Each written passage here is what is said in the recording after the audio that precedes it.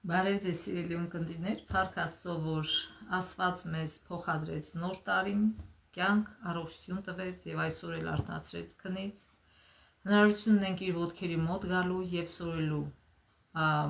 իր դասերը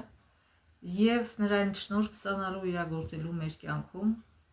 Հիսուսի անունով խնդրեցի։ Ամեն։ Ուրեմն, ինչպես գիտենք, ավարտեցինք այն տարին եւ այսօր այս նոր 2025 թվականի առաջին երամսյակն է եւ մենք ուսումնասիրելու ենք առաջին գիրքը Շաբաթօրյա դպրոցի, որը կոչվում է Աստծո սերը եւ արդարությունը։ Ինչպես նկատեցիք, ես այսօր կպցրել եմ սա, ընդհանրապես զարդեղեն չեմ օգտագործում, սեր չունեմ առավելի եւս, երբ որ դասերն եմ վարում Աստծո խոսքի, բայց սա սիմվոլիկ է, որ այսօր կպցրել եմ։ Սա նվիրել է ինձ իմ հոգևոր քույրը, որ բազմազավակ հայր է, կներեք մայր է, բազմազավակ մայր է եւ ժամանակ չունենալով հանդերձ ցանկանալով իր սերը արտահայտել, ժամանակ է դրել եւ այս գեղեցիկ բանն է ստեղծել իմ անվան առաջին տառը եւ այս սիրտը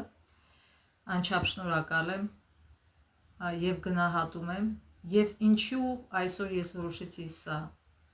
կպցնել, որովհետեւ այսօրվա դասը Աստծո սիրո մասին, ընդհանրապես սիրո մասին եւ մենք առաջին դասը, ուրեմն ինչպես ասեցի, այս երամսյակի դասը կոչվում է Աստծո սերը եւ արդարությունը։ Աստված սերը, մենք գիտենք, որ Աստվածաշունչում բազմաթիվ տեղերում նշված է դա, ինչպես առաջին Հովհաննես 4:8 եւ 16 համարներում, եւ ողջ Աստվածաշունչը վկայում է նրա սիրո մասին։ Սիրող Աստվածը քրիստոնեական հավատքի կենտրոնն է։ Ոչ մի հավատք, ոչ մի կրոն չունի այս սիրող Աստծո կերպարը։ Եվ փառք Աստծո, որ այն ասվածներին, որ իրենք են պաշտում, հեթանոս կամ մուսուլմանները, գոյություն չունի այդպիսի Աստված, այլ իրոք ճշմարիտ Աստվածը դա սիրո Աստված է։ Նրանք երբեք չեն ներկայացնում սիրո Աստված։ Նրանք կարող են ներկայացնել ուժեղ, դաժան, ինչ-որ բաներ պահանջող Աստծո, բայց քրիստոնեական Աստվածը, որ իրոք ճշմարիտ Աստվածն է, բոլորին ուրիշ է, սիրով լցված եւ միայն սեր տվող իր զավակներին։ Եվ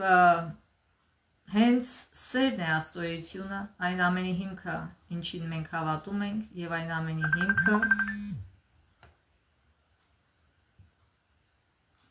ինչ անում ենք։ Հետևաբար սիրո վերաբերյալ մեր պատկերացումն ազդում է մեր ողջ հավատքի եւ կրոնական գործունեության վրա։ Օրինակ, եթե ինչ-որ մեկը հավատում է, որ Աստծո սերը կարելի է վաստակել կամ դրան արժանանալ, այդ դեպքում նա կարող է մտածել, որ Աստված իրեն չի սիրում, քանի որ ինքը մեղավոր է ու անարժան։ Իսկ մյուսների առումով կարելի է ենթադրել, որ նրանք արժան են սիրո, սա իսկական աղետ է։ Պարզվում է, որ Աստծո սիրո վերաբերյալ մեր ըմբռնումը հսկայական նշանակություն ունի մեր հավատի ու կրոնական գործունեության համար։ Եվ այնուամենայնիվ, ինչ է սերը։ Եթե 10 մարդու խնդրենք սահմանել սերը, բոլոր այդ 10 մարդն էլ տարբեր սահմանում կտան սիրո։ Եվ նույնիսկ քրիստոնյաները տարբեր պատասխաններ կտան այդ հարցին։ Եվ եթե այսպիսի հարցեր դնենք, արդյոք Աստծո սերը միայն տալիս է եւ երբեք ոչինչ չի ստանում։ Արդյոք Աստվածային սերը բացառապես զոհաբերական է, թե Աստված կարող է նաեւ ուրախանալ մարդկանց համար, երբ գոհացնում են իրեն։ Զգացմունքային է Աստծո սերը արդյոք։ Իսկապես Աստված հոգում է մարդկանց մասին։ Հնարավոր է մերժել կամ կորցնել Աստծո սերը եւ նման այլ հարցեր։ Մենք եւ գրողը փորձում է պատասխանել այս ամբողջ գրքի ընթացքում ոչ միանգամից այս հարցերին, բայց բոլոր դասերի ընթացքում քիչ-քիչ պատասխաններ կներկայացվեն։ Գրքի հեղինակն է Ջոն Բեքհեմը, Adventist Review ամսագրի խմբագրի օգնականն է, եւ նա աստվածաբանության եւ քրիստոնեական փիլիսոփայության պրոֆեսոր է 7-րդ օրվա Adventistների Andrews-ի համալսարանի աստվածաբանական համալսարանում կամ ջեմարանում։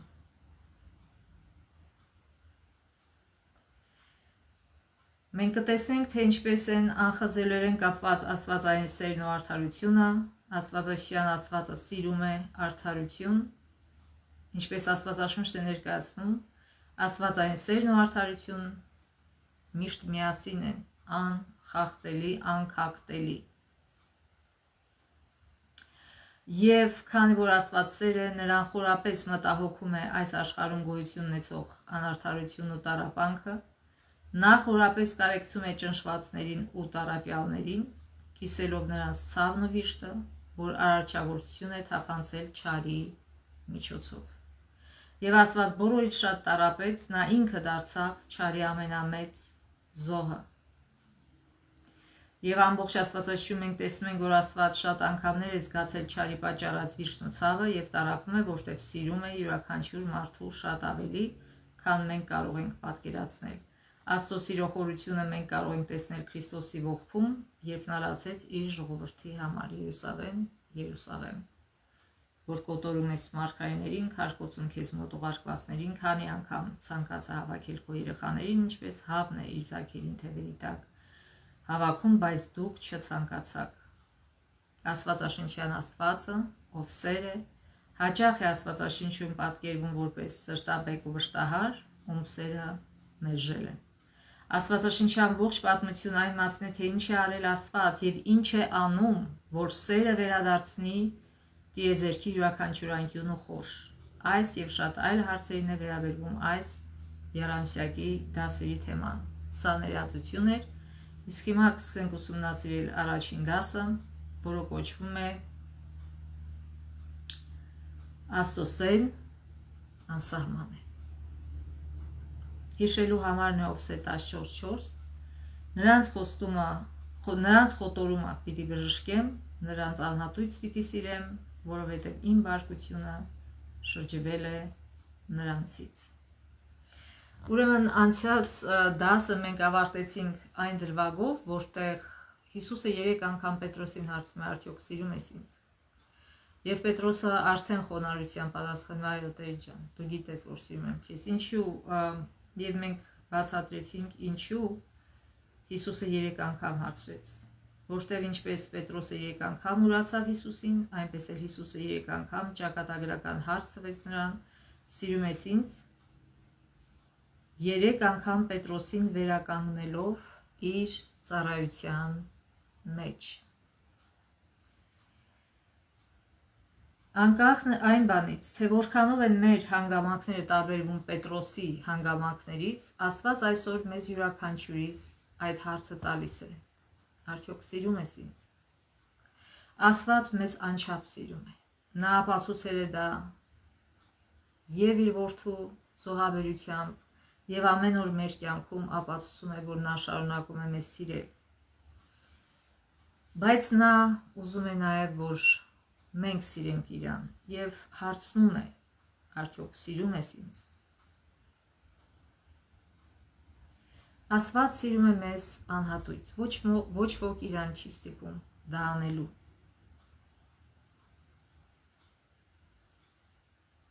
Երբ որ մենք կարդում ենք 5 կտակարանը, մենք տեսնում ենք ինչպես էր Աստված նորից ու նորից ներում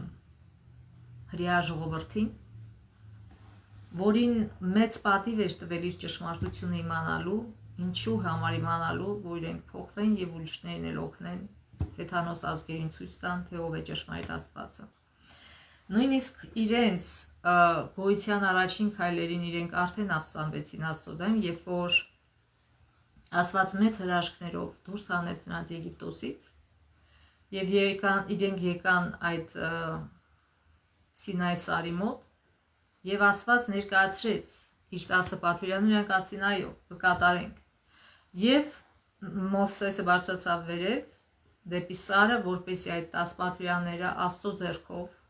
գրված բերի մարդկանց։ Սակայն երկար ժամանակ անցավ եւ նա չէր վերադառնում 40 օր եւ ժողովուրդը սկսեց անհանգստանալ։ Իրենք առաջնորդ էին ուզում։ Ահարոնը մնացել էր Մովսեսի փոխարեն եւ իրանք եկան Ահարոնի մոտ, ասում են, մենք չգիտենք ուր է այս Մովսես, ինչ եղավ։ Ուրեմն մենք ուզում ենք, որ ոսկի հորդ սարքես, որը մեր Աստվածը կլինի եւ մեզ կառաջնորդի, ոսկի հորդ։ Եվ Ահարոնը այդքան քաջություն չուներ, բախկոտ էր, ցավոք, եւ չասեց ոչ, դա մեղք է, դուք պետք է սպասեք Մովսեսի վերադարձին, համբերությամբ, ինքը փոխարենը դրան վախեցավ եւ իրենց ասեց ոսկիները բերեք եւ իրենք ձուլեցին հենց Ահարոնի ղեկավարությամբ իրենք ձուլեցին այդ ոսկի հորթին եւ ինչպես գիտենք այդ պատմությունը իրանք սկսեցին հեթանոսական ինչ որ սովորել են Եգիպտոսում պիղծ բաներ անել այդ հորթի շուրջը եւ երբ որ Մովսեսը եկավ եւ տեսավ այնքան հուսահատվեց այնքան զայրացավ նույնիսկ այդ ժողովուրդը չէր հասկանում իր վիճակը թե ինչ վատ վիճակում ենք բայց Մովսեսը հասկանում էր եւ ինքը այդ հուսահատությունից կամ հիասթափությունից խփեց եւ ջարդեց Աստծո տված այդ 10 պատվիրանները եւ հետո Աստված նրան նորից ասեց որ այդ սալիկներ վերցրու սարքիր սալիկներ եւ վեր որ նորից գրեմ եւ ինքը երբ որ գնաց Աստծո մոտ նորից եւ Աստծուն խնդրեց ասեց եթե դու մեզ չես առաջնորդելու եթե մեր քո ներկայությունը չի լինելու մեզ հետ ուրեմն էզուր է մեր կյանքը մենք ոչ միտեղ չենք գնա այսինքն գերադասել է հենց այստեղ մեռնել քան թե առանց քո առաջնորդության առանց քո ներկայության շարունակել մեր ճամփորդությունը եւ խնդրեց Աստծուն որ Աստված ցույց տա իրեն ինքն իրեն Մովսեսին ցույց տա եւ Աստված ասեց այո ես քեզ ընտրել եմ եւ սիրում եմ եւ ցույց կտամ քեզ բայց դու չես դիմանա իմ ներկայության դրա համար ես քեզ մի հատ խորշի մեջ կդնեմ որպեսզի պաշտպանեմ քո արժեվով կանցնեմ բայց դու իմ դեմքին չպիտի նայես որտեվ չես ապրի եթե նայես միայն իմ երբ որ ես հետևանց գնամ այդ ժամանակ կարող ես տեսնել ինձ եւ ինքը ցույց տվեց իրեն եւ երբ որ անցնում էր Պողոսի միջոցով Պողոսի մոտ կներեք Մովսեսի մոտով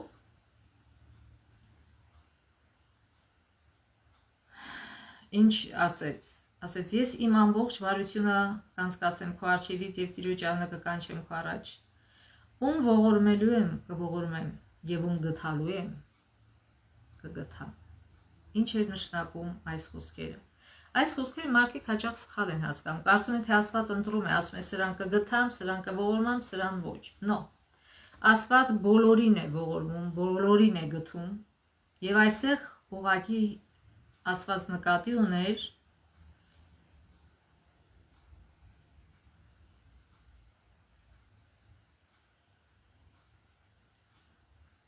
որ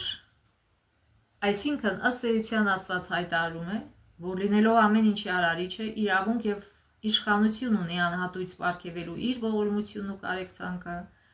նույնիսկ անարժան մարդկանց արժանի մարդիկ չկան Աստվածաշունչը ասում է բոլորն են մեղանչել եւ ուրեմն սա ինչ է ինչի մասին է այս համարը որ Աստված ողորմում է յուրաքանչյուր մարդու որ այս աշխարհը լույս եկել որտեվ ինքը սիրելով ստեղծել է մարդուն ոչ մի մարդ այս աշխարհ չի գալիս առանց Աստծո կամքի առանց Աստծո սիրո Աստված մեծ սիրով կյանք է տալիս այդ փոքրիկ էակներին որոնք մեծանում են իրենց հնարավորություն է տալիս իր սերը ճանաչելու եւ հնարավորություն ստանալ մտնելու երկնային արքայություն եւ հավերժ երջանիկ ապրելու իր հետ եւ ուրեմն ինքը այս հնարավորությունը տալիս է բոլորին եւ հենց սրա մասին է այստեղ խոսում այսինքն ուզում եմ ասել Մովսես մի անհանգստացի իմ սերը այնքան է որ ես ողորմած ու գթասիրտ եմ մեղավորների հանդեպ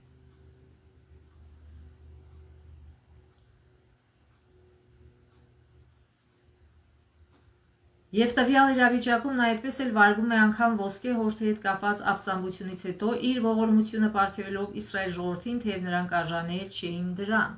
Եվ ով էլ լիներ նրանց տեղը, արժանի չէր լինելու։ Իմաստ չկար ինչ որ ժողովրդի ոչնչացնել, որպեսզի մի ուրիշին տալ, որովհետև մի անգամ ասել ենք նորից կկրկնենք, ով է լինել իրենց փոխարեն, բոլորը մեղավոր են եւ նույն ձև էին վարվելու։ Իմաստ չունի ինչ որ մեկին փոխարինել մյուսով, որտեղ բոլորը մեղավոր են։ Սա այն բազմաթիվ դեպքերից մեկն է, երբ Աստված իր սերը դրսևորում է մեր ամենախելամիտ ակնկալիքներից դուրս։ Սա բարի լուր է բոլորիս համար, արդյոք այդպես չէ, որ չնայած մեր արատներին, մեր մեղքերին, Աստված շարունակում է մեզ սիրել եւ փորձում է մեզ հանել մեղքի անդունդից։ Անկում ապրած մարդկության հանդեպ Աստծո սիրո վառ օրինակը տեսնում ենք Ովսեի պատմության մեջ։ Ովսեի մարգարեին Աստված հրամայում է գնա քեզ համար պոռնկաբարո մի կին եւ պոռնկության որդիներ առ, որտեղ երկիրը հույժ պոռնկացել է Տիրոջից հեռանալով։ Ուրեմն երբ որ գիտենք Աստծո մարգարեները իրենց կյանքը նվիրված էր Աստծուն եւ Աստված ինչ որ ասեր իրենք անում էին։ Օրինակ Երեմիային երբ որ ընտրեց Աստված իրեն ասեց դու չես ամուսնանալու։ Երիտասարդ ժամանակ ընտրեց եւ ասեց դու չես ամուսնանալու, դու ամբողջովին ինձ ես ծառայելու եւ Երեմիան սուսուփուս արեց դա։ Եվ մի անգամ Եսայեն ասեց որ պիտի դու բոլորովին մերկ շրջես փողոցներում ի նշան նրան որ շուտով իրենք էլ ժողովուրդը այդպես մերկ պետք է գնան գերության եւ Եսայեն սուսուփուս արեց։ Հիմա Ովսեն կարծեմ թե քահանայի զավակ եւ իրենց արգելված էր նույնիսկ որբևայրիների հետ ամուսնանալ, այսինքն իրենք բոլորովին մաքուր աղջիկ պիտի առնեին։ Բայց արյուտես որ Աստված այս մարգարեին ասում է գնա եւ պոռնկաբարո կին առ։ Եվ մարգարեն, քանի որ Աստծո կամքը կատարող էր, իհարկե բացատրում է Աստված, ասում է ինչի, որտեվ մարգարեները միշտ ներկայացնում էին Աստծո եւ իր ժողովրդի միջև պատմությունը։ Եվ այսինքն հարաբերությունները եւ բացատրում է, ասում է ինչու դու պիտի գնաս այդպիսի կնոջ առնես, որովհետեւ երկիրը հույժ պոռնկացել է Տիրոջից հեռանալով։ Այսինքն Ովսեն եւ նրա անհավատարիմ կինը պետք է Աստծո սիրո ակնառու օրինակը լինեին իր ժողովրդի հանդեպ, նույնիսկ Իսրայելի անհավատարմության ու հոգևոր անառակության դեպքում։ Այսինքն Իսրայելը թողնել էր Աստծուն եւ երկրպագում էր իրենց կյանքի, իրենց բարգավաճման աղբյուրին եւ երկրպագում էր այլ չեղած աստվածներին հեթանոս, Բահաղին եւ այլ աստվածներին։ Եվ դրա հետևանքը ինչ է լինելու։ Երբ որ մարդը, ազգը, ժողովուրդը չի ընտրում Աստծուն, նեյտրալ վիճակ չկա։ Մերժելով Աստծուն նա ընտրում է սատանային։ Երբ որ դու մերժում ես Աստծո պաշտպանությունը, դու ընտրում ես սատանայի իշխանությունը, որը շատ դաժան է եւ միայն քո վատն է ուզում։ Եվ սա անում էին հրեաները։ Եվ այստեղ այս հարաբերություններով իր կնոջ պետք է խորհրդանշեին հարաբերությունները Աստծո եւ Իսրայել ժողովրդի միջև։ Այլ կերպ ասած, Աստծո անհատույց սիրո պատմությունն է նրանց հանդեպ, ովքեր արժանի չեն այդ սիրուն։ Եվ իսկապես, այսինքն այս կինը պոռնկաբարո էր եւ պետք է օգտվել հնարավորությունից, որ Ովսեն իրեն որպես կին առավ եւ նույնիսկ երեխաներ ունեցան եւ երեխաների անուններն էլ նույնիսկ խորհրդանշական էր։ Եվ բայց այնուամենայնիվ այս կինը իր բնավորությունը չի թողնում, լքում է իր ամուսնուն եւ երեխաներին եւ գնում է սկսում է պոռնկանալ ուրիշների հետ։ Եվ այն աստիճանի է ընկնում, որ նրան վերջի վերջը որպես ստրկուհի ծախում են այդ ստրուկների շուկայում եւ իր ամուսինը գալիս է տեսնում է այդ ողբերգական վիճակում իր կնոջը եւ ոչ թե թքում է երեսին, այլ փող է տալիս եւ գնում է նրան, հետ է գնում։ Պատմությունը չի ասում թե հետո ինչ եղավ, բայց սա խորհրդանշաբար ցույց է տալիս Աստծո Աստված անկած մեղավոր մարդկանց չթողեց, չթքեց իրանց վրա, այլ իր որդուն զոհաբերեց, մեծ գնով, անգին գնով նորից հետ գնեց մեղքի ստրկության մեջ գտնվող մարդկանց, որի մեջ ներերն առնված բոլորը անմեղ մարդ գոյություն չունի։ Եվ սա խորհրդանիշ էր, որ Աստված պատրաստ է փրկագնել, բայց պիտի վերադառնաք, Աստծուն խնդրեք։ Ցավոք չհասկացան նրանք այս դասը եւ իմիջայլոտ ժողովուրդը շատ լուրջ հետևում էր մարգարեների կյանքին, որտեղ գիտեր իրանց կյանքը խորհրդանշական կյանք է, բայց ցավոք իրանց վրա չէր ազդում։ Ուրեմն այլ կերպ ասած, սա Աստծո անհատույց սիրո պատմությունն է նրանց հանդեպ, ովքեր արժանի չեն այդ սիրուն, եւ իսկապես չնայած Աստծո հավատարմությանն ու սիրուն, մարդիկ կրկին ու կրկին ապստամբում էին նրա դեմ։ Այդ պատճառով էլ Սուրբ Գիրքը բազմիցս պատկերավոր ներկայացնում է, որ Աստված անպատասխան սիրում է իր անհավատարիմ կնոջը։ Նա կատարյալ եւ եկեղեցին համարվում է Աստծո կինը խորհրդանշաբար, եւ մենք բոլորս մտնում ենք դրա մեջ։ Նա կատարյալ ու հավատարիմ սիրով էր սիրում իր ժողովրդին, սակայն վերջինս անտեսեց նրան եւ սկսեց ծառայել այլ աստվածների։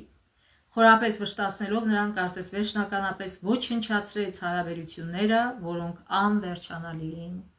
թվում։ Եվ կարդանք Ովսե 14:1-4 համարները, տեսեք ինչ էր այդ բոլորը, ինչ զգուշացում էր Աստված տալիս։ Ով Իսրայել, Տիրոջը քո Աստծուն դարձիր, որովհետև դու սայթաքել ես քո անօրենության պատճառով։ Ձեզ հետ խոսքեր վերցրեք եւ վերադարձեք Տիրոջը, ասացեք նրան։ Նույնիսկ խոսքերն է դնում նրան, ասում է, ես ձեզ ասում եմ, թե ինչ ասեք ինձ, բայց պիտի սրտանց ասեի։ Ներիր ամեն անօրենություն եւ ընդունիր ինչ որ բարի է, եւ մենք կմատուցենք մեր շրթունքների պտուղները։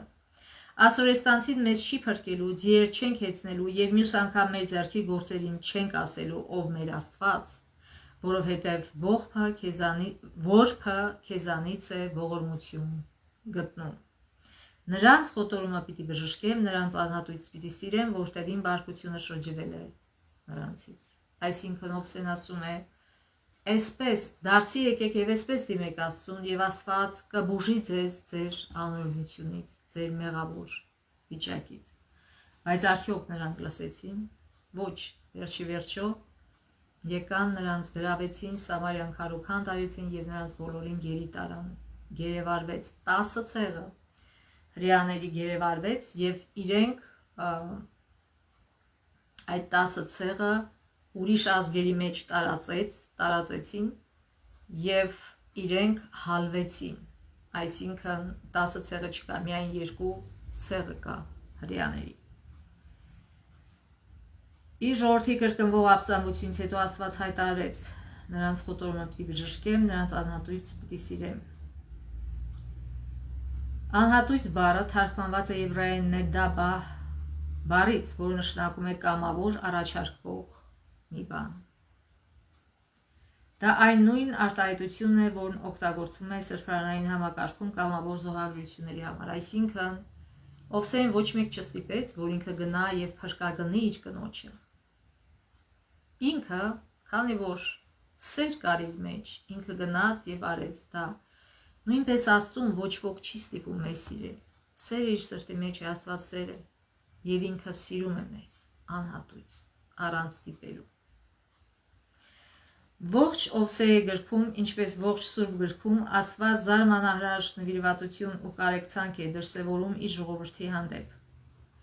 Թեև նրանք բազմիցս գնում են այլ աստվածների հետևից, այսինքն հոգևոր անառակություն են անում, խախտելով ուխտի հարաբերությունները, որոնք թվում է այլևս չեն վերականգնվի, Աստված կամավոր շարունակում է նրանց պարգևել իր սերը։ Սատանան միշտ ձգտում է մարդկանց դրդել այնպիսի մեղքերի, որոնք կարծես թե պիտի հատեն Աստծո սիրո սահմանը, բայց Սատանան նորից ու նորից հուսահախապվում է, որտեղ Աստծո սերը այնքան մեծ է,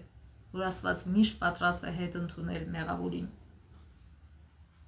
Ժողովուրդն արժանի չէր Աստծո սիրուն, նա մերժեց եւ կորցրեց այդ սիրուն վերաբերող բոլոր իրավունքները, այնուամենայնիվ Աստված շարունակեց պարգևել նրանց իր սերը առանց որևէ բարոյական կամ այլ արտադրանքի։ Այստեղ եւ գրքի այլ մասերում տեսնում ենք, որ Աստծո սերը ազատ եւ կամավոր գործողություն է։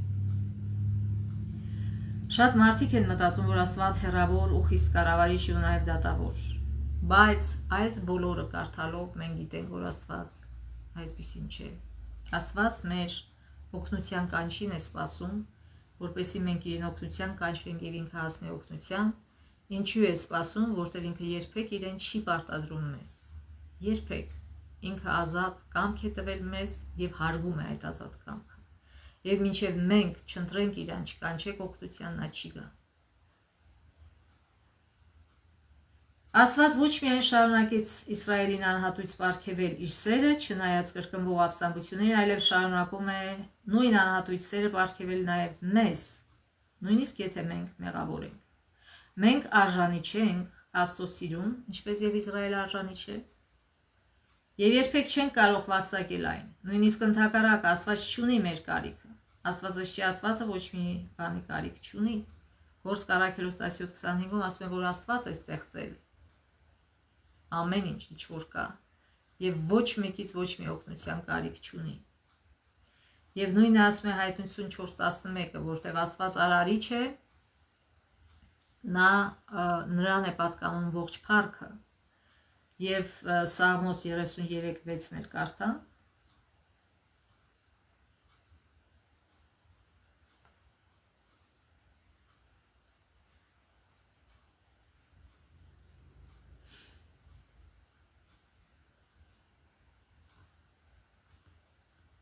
Տիրոջ խոսքով ստեղծվեց երկինքը եւ նրա բերանի շնչով երկնային բոլոր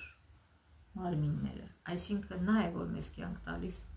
եւ երկրացնում է մեր կյանքը եւ ամեն անհրաժեշտը տալիս է մեզ։ Մենք ոչինչ չենք կարող անել Աստծուն։ Այսքան բարձրահատույց լինել Աստծուն։ Աստված կամավոր ստեղծեց երկիրը եւ նրա բնակիչներին, եւ դրա շնորհիվ նա արժանի է փառքի, պատվի եւ իշխանության, ինչպես ասում է Հայտնությունը, Աստված որևէ աշխարհ ստեղծելու կարիք չուներ, դեռ նախքան երկրի հիմքերը դնելը Աստված վայելում էր սիրո հարաբերություններ, որ գոյություն ուներ աստվածության մեջ։ Հովհաննես 17:24 Հովհաննես 17:24-ում Հիսուսը ասում է.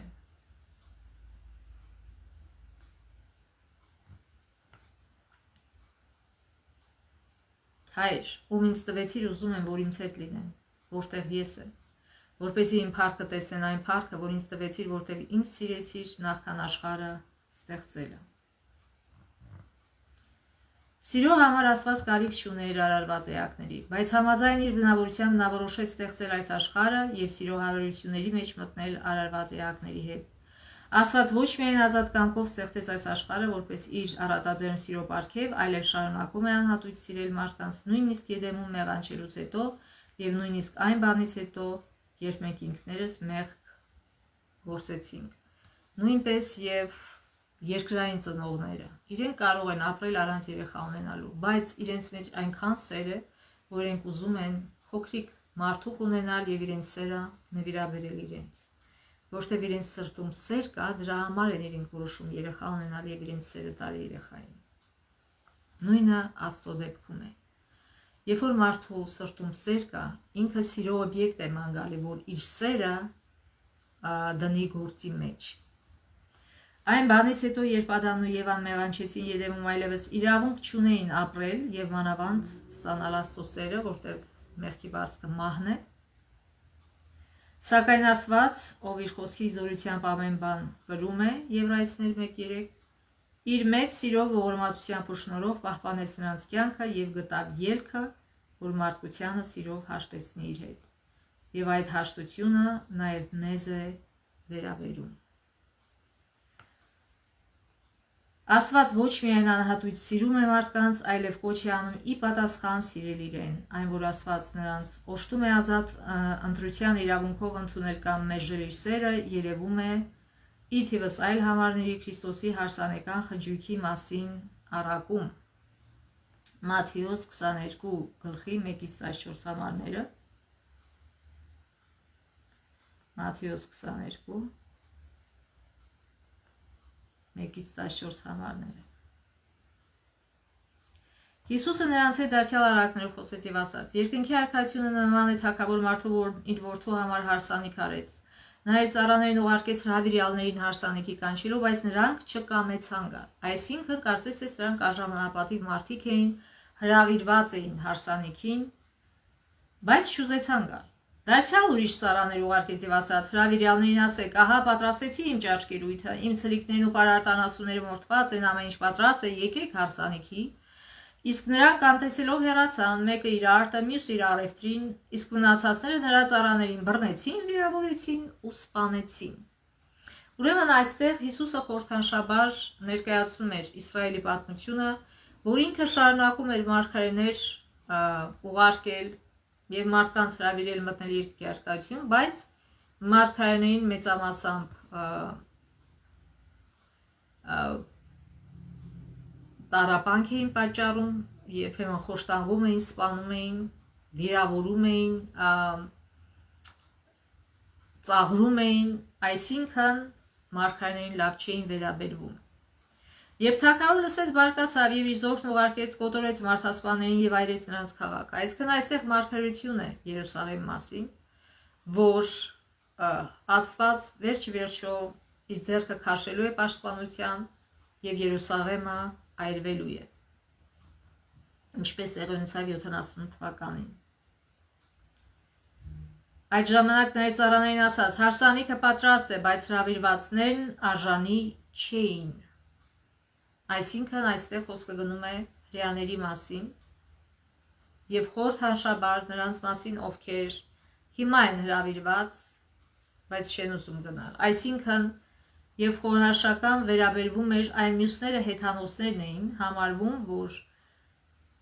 Քրիստոսի մահից հետո լուրը գնաց հեթանոսների մոտ։ Որոշ հրեաներ ընդունեցին, անհատներ։ Արդ գնացեք ճանապարհների խաչմերուկներ եւ ում գտնեք հարսանիքի հրավիրեք։ Գիտեք, այստեղում նկատի ունի շատերին, ովքեր անտուն են։ Ով է ճանապարհների խաչմերուկներում նստած? Անտուն մարդիկ, որ ողորմություն են խնդրում։ Այսինքն բնական է, որ իրանց հագուստը լավ վիճակում չէ լինի, կեղտոտ եւ այլն։ Եվ տեսեք ինչ է պատահում։ Եվ ծառաները ելան դեպի ճանապարհները եւ ում գտան բոլորին հավաքեցին, եւ չարերին, եւ բարիներին։ Եվ հարսանիքը լցվեց հրավիրյալներով։ Երբ թագավորը ներս մտավ հյուրերին տեսնելու, այնտեղ մի մարդու նկատեց, որը հարսանքավորից գեշ չէր հագել, նրան ասաց. ընկեր,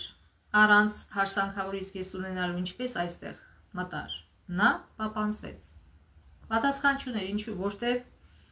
այս մարդիկ ծառաները, որ բերեցին, իրենք լվացացրեցին նրանց, մաքուր հարսանեկան հագուստ թանկարժեք նվիրեցին ծրի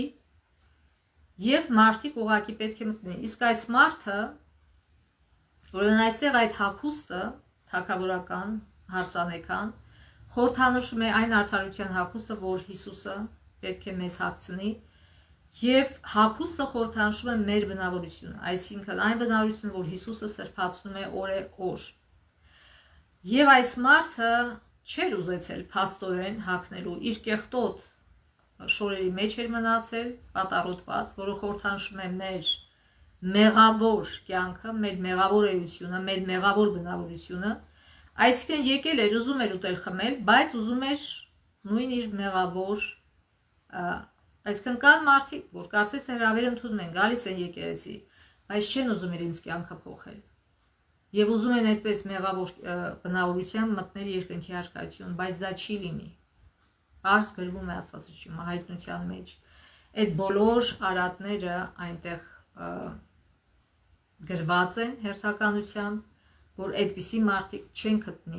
չեն մտնի երկնքի արքայություն, այսինքն ովքեր չեն թողել այդ իրենց մեղքերը, եւ մարդասպանները, եւ շնացողները, եւ իգացողները եւ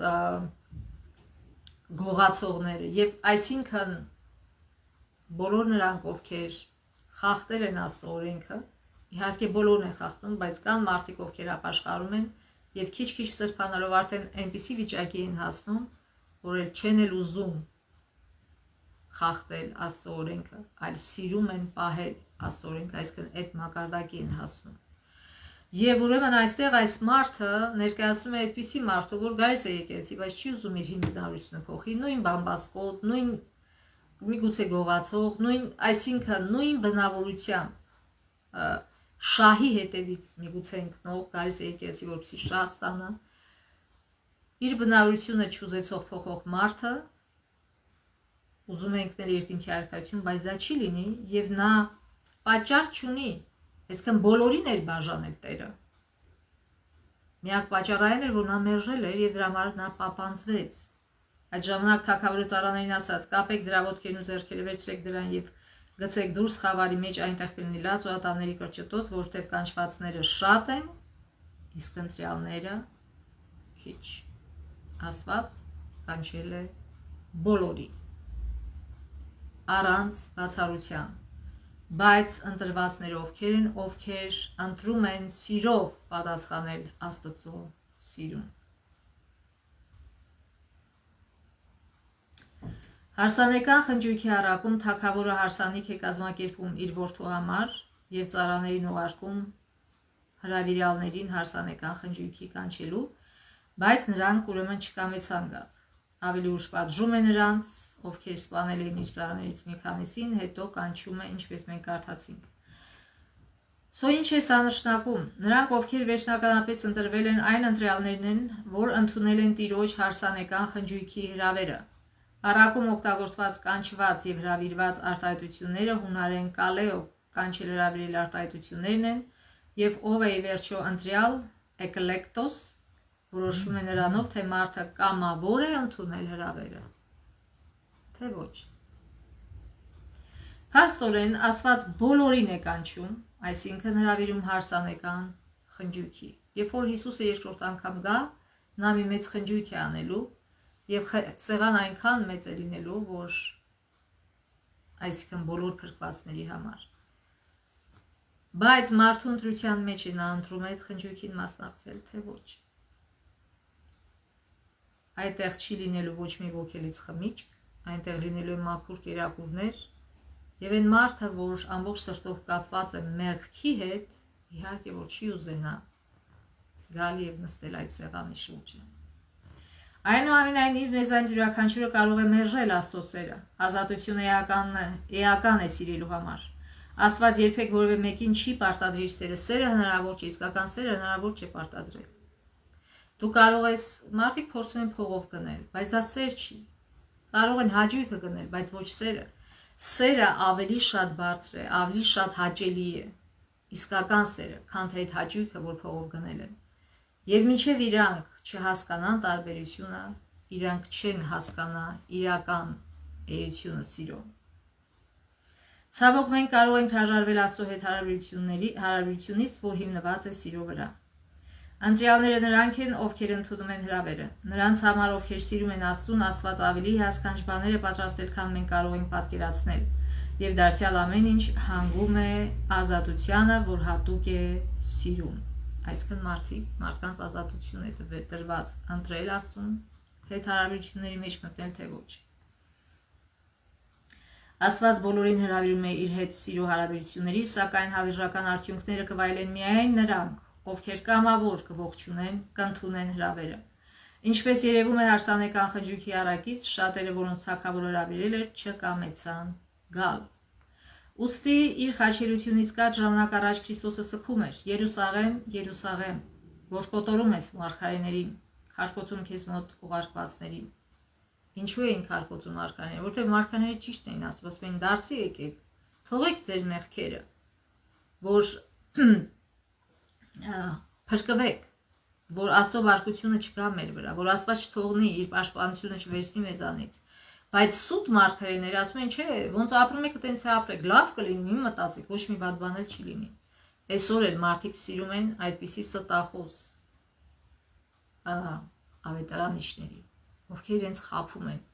իրենց մեղքերի մեջ քնացնում են իրենց, բայց ով որ իրենց ճիշտն է ասում, չեն ուզում լսել։ Ասում է, բայց դուք չցանկացաք։ Քրիստոսը ցանկացավ հավաքել նրանց,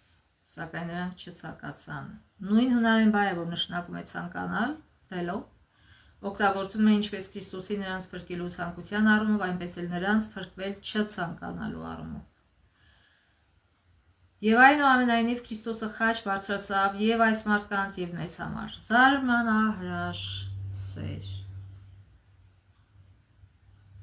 Թեև մարդկային մեղքն արժանի է մահվան, Աստված ինքը Քրիստոսում վճարեց դրա գինը եւ գտավ երկնքի ու երկրի խզված հարաբերությունները վերականգնելու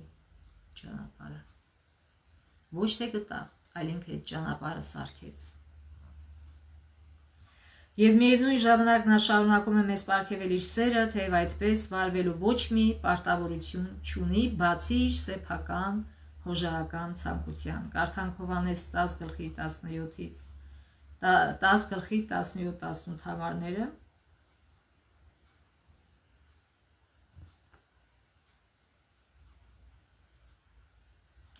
Զգույշ եղեք մարդկանցից, որտև ձեզ դատարաններ կհանձնեն ու իրենց ժողովարաններում ձեզ կտանջեն։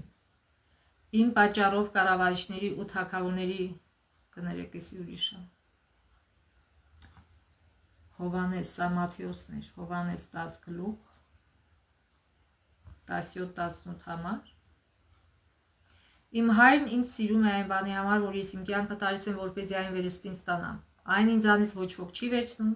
այլ ես ինքս եմ այն տալիս։ Ես իշխանություն ունեմ այն տալու եւ իշխանություն ունեմ վերստին այն վերցնելու։ Պիղատոսը կարծում էր, թե իր ձեռքի մեջ է այդ իշխանությունը, բայց իրականում Հիսուսի ձեռքի մեջն էր։ Ինքը իր կամքով էր իր կյանքը տալիս։ Աստծո սիրո առավելագույն դրսևորման մեջ խաչի վրա մենք տեսնում ենք, որ Քրիստոսն իր սեփական ազատ կամքով զոհաբերեց իրեն մեզ համար։ Քրիստոսն իր կյանքը զոհաբերեց սեփական նախաձեռնությամբ։ Ոչ ոք իրեն չստիպեց։ Ոչ ոք չվերցրեց նրա կյանքը, եթե ստիպեին դա արդեն սեր չէր։ Նշանակում է Աստված սեր չի, եթե իրան ստիպել էին։ Ոչ ոք չվերցրեց նրա կյանքը։ Նա անհատույց առաջարկեց այն փրկատգնման ծրագրին համապատասխան, որ համաձայնացվել էր երկնքում նախքան աշխարհի հիմնումը։ Էլեն Ուայթ, Դարերի փափակ H8 գրում է. մեր փրկության ծրագիրն ուշացած մտահղացում չէր ի հայտ եկած Ադամի անկումից հետո։ Դա հայտնությունն էր այն խորհրդի, որ հավիտենական ժամանակներից ի վեր լուր պահված էր, Հռոմեացիներ 16:25։ Դա բացահայտումն էր այն սկզբունքների, որոնք հավերժական դարերից ի վեր Աստծո հիմքն են եղել։ Հենց սկզբից Աստված եւ Քրիստոսը գիտեին սատանայի ապստամբության, ինչպես նաեւ մարդու անկման մասին, որ խաբվեց խռովարարի մոլորեցնող ուժի միջոցով։ Աստված չէր սահմանել, որ մեղքը գոյություն ունենա, բայց նա կանխատեսել էր դրա գոյությունը, նա գիտեր ուղղակի։ Եվ միջոցներ ձեռնարկել կասեցնելու այդ սոսկալի աղետը։ Այնքան մեծ էր նրա սերն աշխարհի հանդեպ, որ նա համաձայնվեց տալ իր միածին որդուն, որպեսզի ով նրան հավատում է չկորչի, այլ հավիտենական կյանք ունենա։ Հովհաննես 3:16։ Վերջում կարդանք Քրիստոսի առակներ գրքից։ Աստծուն սխալ հասկանալու խավարն է, որ պարուրել է աշխարհը։ Մարդիկ կորցնում են նրա բնավորության մասին գիտելիքները։ Այն սխալ է հասկացվել եւ սխալ մեկնաբանվել։ Ներկա ժամանակում պետք է հռչակվի Աստծո պատգամը, որը լուսավորում է իր ազդեցությամբ եւ փրկում իր զորությամբ։ Պետք է ճանաչեն նրա բնավորությունը։ Աշխարհի խավարի մեջ պետք է շողա նրա փառքի լույսը, նրա բարության, ողորմության եւ ճշմարտության լույսը։ Սա այն աշխատանքն է, որ նկարագրված է Եսայա մարգարեի խոսքերով. Ել մի բարձր լեռան վրա, ով ավետաբերդ Սիոնի, ուժգին բարձրացրու ձայնդ, ով ավետաբերդ Երուսաղեմի, մի վախեցիր, բարձրացրու ձայնդ Հուդայի քաղաքներին եւ ասա. ահա ձեր Աստվածը, ահա Տեր Աստված, որ գալիս է զորությամբ, նրա բազուկն իշխում է իր համար, ահա նրա վարձն իր հետ է եւ նրա հատուցում իր առջև։ Սա Քրիստոսի երկրորդ գալուստի մասին է։ Եսայա 49:10 համարները։ Նրանք, ովքեր սպասում են Փեսայի գալստյանը, պետք է մարդկանց ասեն. ահա ձեր Աստվածը։ Գթության, այսինքն ոչ թե ձեր Աստվածը փողն է, ոչ թե ձեր Աստվածը փառքն է, Ոչ թե ձեր Աստված այդ սուտ հեթանոս ձեր իսկ ձեռքերով ստեղծված արձանները, այլ այս է ձեր Աստվածը, սիրո Աստվածը, խաչին խաչված սիրո Աստվածը։ Գթության լույսի վերջին շողերը, ողորմության վերջին լուրը, որ պետք է տրվի աշխարհին նրա սիրառատ բնավորության հայտնությունն է։ Ինչպես կարող ենք մենք Աստծո սիրառատ բնավորությունը հայտնել մարդկանց։ Աստծո զավակները պետք է ցույց տան նրա փառքը, որ փառքը, իր սիրո, սիրառատ, իրենց կյանքով ու բնավորությամբ նրանք պետք է հայտնեն, թե ինչ է արել Աստծո շնորհն իրենց համար։ Ոչ թե միայն իրենց խոսքերով, այլ իրենց կյանքով եւ իրենց բնավորությամբ։ Ինչքան էլ որ խոսեն, եթե իրենց կյանքը բնավորությունը ցույց չի տալի Աստծո սերը, մարդիկ երբեք չեն հավատա իրենց։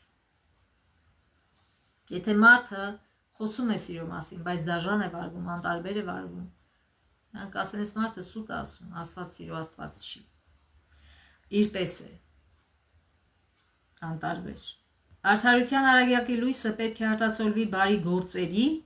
ճշմարտության խոսքերի եւ սուրբ արարքների մեջ։ Ահա սա մեզ համար շատ մեծ հոգևոր հաց է, որ պիտի մտորենք արդյոք մեր կյանքը այդպիսին է, բարի գործերով լցված։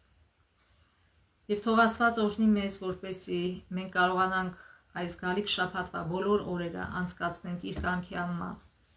իր սերը ցուցադրելով մարդկանց մեր գործերի, բարի գործերի միջոցով։ Թող Աստված իր զորությունը, իր շնորհքը տա, որպեսզի մենք դա կարողանանք անել, որտեղ մենք երբեք չենք կարողանա դա անել։